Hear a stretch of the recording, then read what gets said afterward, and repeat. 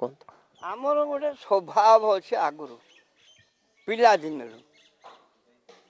गाई चरेबू घास काटबू क्षीर पीबू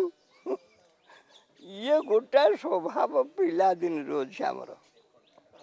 हाँ स्वभाव बसवर्ती आप गोवंश और गोमातार सेवा पाई गाई प्रति आमर भारी श्रद्धा अच्छे हाँ भारी श्रद्धा अच्छे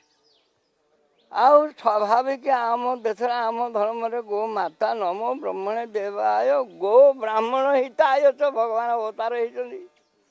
गो माता को रक्षा करने तो गाई नहले पारबनी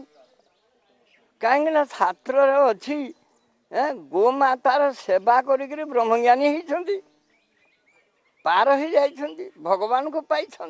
गो मातार सेवा करी ये परंपरा अच्छी आमर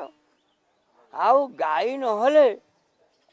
ए पड़िया जमी इत्यादि आसी कोलथ मुग बिरी इत्यादि भात धान फान इत्यादि किसी हम नहीं किसी वाला नुह तेणु गाई दरकार।